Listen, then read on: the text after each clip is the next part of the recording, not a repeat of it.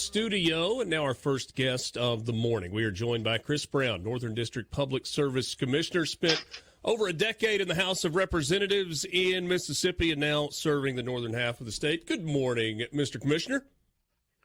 Good morning, Richard. How you doing? Good morning, Richard and Lance. Yeah, doing well. Really appreciate a few minutes of your time, and just kind of want to get a little bit of an update. Stuff that is going on. I talked with your colleague in the Southern District a couple of weeks ago about the recent nuclear summit. This conversation around nuclear power, which really is a larger conversation about energy production and the need for that for economic growth in Mississippi. There are a lot of layers. I've said kind of routinely in the last year as we've had some of these conversations with different economic development people, I don't think I had ever given enough credit to how much energy is a part of the economic development conversation, and certainly that falls into your purview as well. It does, and it's very important. Number one, thanks for having me, and good morning to everybody out there listening to SuperTalk. Nuclear is the future because it's always on. You know, that's their tagline, nuclear always on. It's 95% efficient, to where in comparison, and nuclear is green, it's renewable. A lot of companies want it. It's 95% on. It lasts for a long time. A lot of our nuclear facilities are over 50 years old and still operating at full capacity and the way they were designed to. In comparison to a lot of popular or in vogue renewables now, solar is only like 26% efficient, and wind is 36% efficient. So nuclear is the bridge to the future, and it is an economic development issue. If we have stable, reliable, and affordable power, we're going to have a leg up on a lot of other states to drag these companies in here like Amazon with good paying jobs. And we took a huge leap forward Tuesday with reasonable energy policy because the Harris-Biden administration really hampered us in energy production and how we provide reliable, affordable energy to the people of not only Mississippi, but to the country. And it seems, Chris, like that policy that you're talking about is an all of the above policy. It's not a we have to be coal, we have to be nuclear, we have to be wind, we have to be solar. It's let's take advantage of all of the resources that exist so that we can create energy independence.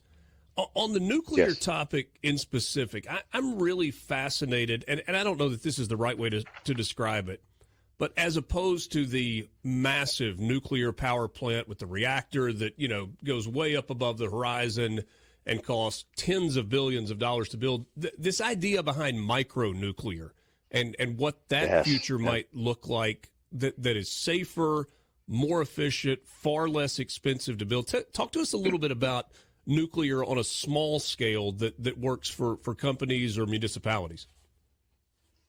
There are two different new designs coming. One's called a SMR, which stands for Small Modular Reactor. Most of those are about 300 megawatts. And so you could put a group of those in series instead of having a 1,500 megawatt or something else like that. You can have an SMR that you can use to power smaller areas. And then you have what you mentioned, a microreactor. A microreactor can literally fit on the bed of a tractor trailer rig. And they're extremely safe, extremely reliable, last 15, 20 years. And those are the micro ones. We actually had the CEO of Nano Nuclear, and they're the lead developer of micro nuclear reactors in the country, in the world right now. So he actually presented to us, and it's amazing technology, and it's coming fast. And you're right when you said that we're an all above approach. Whatever provides, everything we look at as far as the Public Service Commission, and I'm proud to serve with Commissioner Stamps in the Central District, Commissioner Carr in the Southern District. As we try to push energy policy, we filter everything through reliability and affordability, because we know that every dollar that you save in utilities, you can use for other things like groceries and family goods and just supporting your family in general. So the micro and SMR, microreactors and SMRs, they're game changers once they hit the scene, but most of those are still a couple years out. Visiting with Chris Brown, Public Service Commissioner for the Northern District in Mississippi, staying in the energy neighborhood, but going a completely different direction. Holly Springs Utility Department. This is something that late in the summer was very much in the news. A lot of controversy, a lot of disappointment, a lot of frustration. You have been involved in the investigation of what's going on with HSUD. Help us out a little bit with where that is currently. We the legislature we started investigating that last summer, not this past summer, but prior summer, and when I was still in the House. So the Speaker allowed me to go in and review what was going on and try to get to the bottom of it, and we did. We had a lot of all the groups that could make decisions and inform us all in the room, and we identified what we thought was the problem, and so the legislature crafted a bill and passed it to allow us some oversight to go in and try to figure out what was going on and then possible solutions to fix it. So we're in that process now. We're executing the bill that the legislature passed and the governor signed. That we have an independent auditor on the ground, or an independent review of their system to see why is it failing, and what steps can be taken to fix it. And we're in that process now. And I'll have to say that the city has not been cooperative. We actually sent a subpoena to try to get to the bottom of it. We subpoenaed over 4 or 5 of the city employees. They had a motion to quash, so they did not even show up. So they don't even want to talk to us or anything else. And we're not trying to play gotcha. We're trying to figure out why the people are suffering up there. I mean, it is, if you followed it, it is almost third worldish, where the power can be just a nice day and the power will just go off 3 or 4 times a day. It's not storm related. It's not anything else. It is just, mismanagement of the system. And we had a preliminary review early on, and literally the vegetation, which you clear the right of way. So the vegetation gets on the power line, and anytime you have a tree limb or ivy or anything else on a power line, you have parasitic power loss. Well, they were hot. They call those hot spots. There were hot spots all over that system that were literally causing parasitic loss and power failures. And just to clear the right of way, was reported to us to be millions of dollars, just to get the vegetation off the line, not even to fix it. So our goal was to try to get to the bottom of it, so we know how to advise them how to fix it and help them fix it. TVA came in and they did a report as well on the financial side. And what they found out is that they're paying, Holly Springs Utility District is paying more for their wholesale power. So they buy power from TVA. So they were paying TVA more for the power than they're actually receiving in payments. So Holly Springs Utility District, the city is subsidizing the utility district. So there's no funds to try to fix the system. And so those are a couple of things that the TVA financial report showed us. So what do you do? So it's what our job is.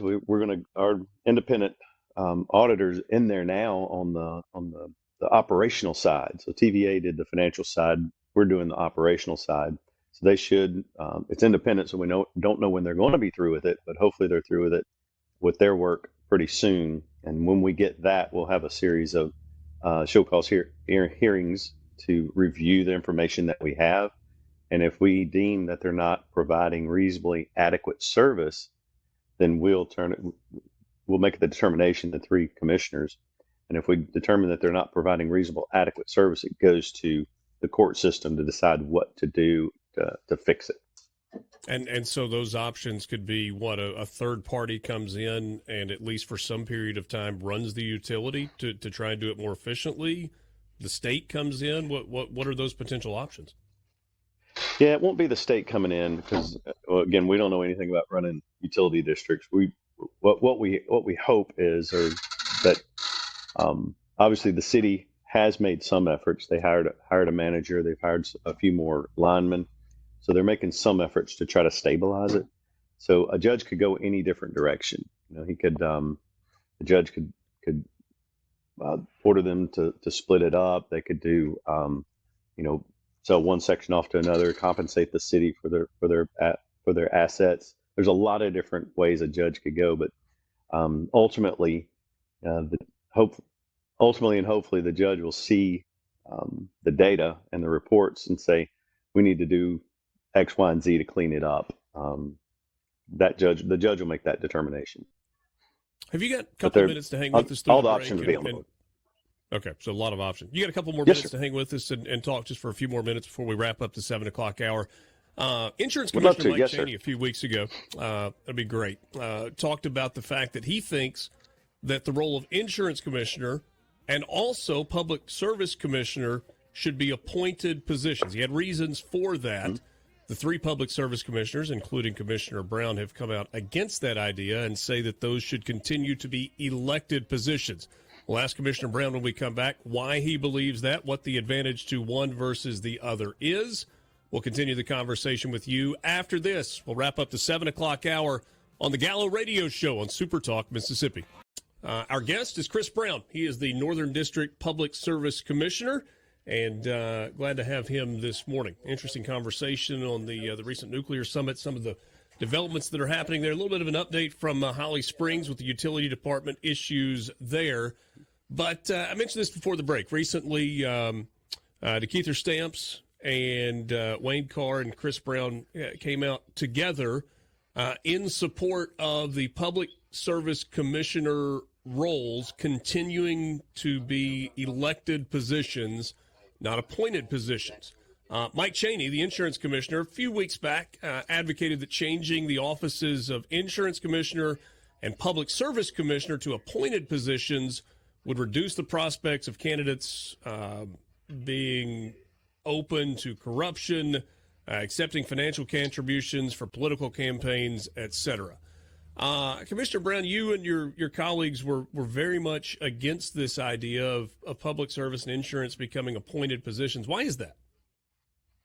We didn't meddle with insurance, so I don't know anything about that, and I think that's the problem. Is that when the statements were made, it was made from a position of not really knowing what we do, and so I don't know. I won't speak to the insurance commission being elected or appointed, but I know that the Public Service Commission, our first two words are public service. So the public ought to decide who their elected official is. And so we know about the bureaucratic agencies. When you hire a bureaucrat, there's almost no way to get rid of them. With an elected official, we're always serving the public. And there's a Michigan State, or the University of Michigan did numerous studies on comparing elected versus appointed. And what they found out consistently is that elected public service commissioners specifically are much more responsive to the people and what they need than an appointed one, because we're directly answerable to the people. We ask for them to vote for us every 4 years, and so we are better positioned to serve the people and not special interests. So if you go to an appointed position, then just a very small few people make a decision who the bureaucrat is that's going to represent you, the people. So we just fundamentally think that we trust the people more than we do a small group of elites trying to pick who their buddy is and who they're going to put in these positions. It's also proven that public service commissioners that are elected have better subject knowledge, they serve longer, and they do a better job with constituent services. So that alone's worth, again, looking at and saying, hey, we're working for the people. The people ought to decide who worked for them, not a group of bureaucrats in a backroom deal. So I don't know Commissioner Chaney.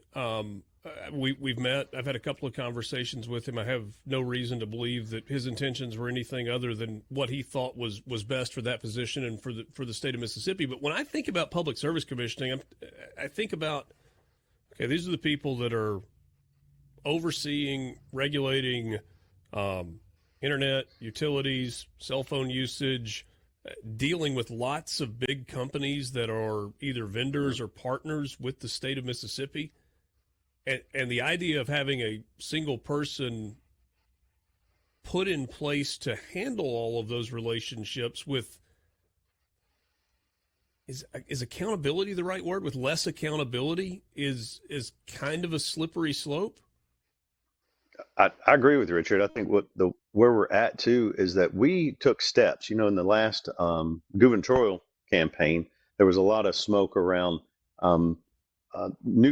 solar giving money directly to commissioners, and then passing rules that benefited those solar companies. So it was trying to decide whether that was legal or not.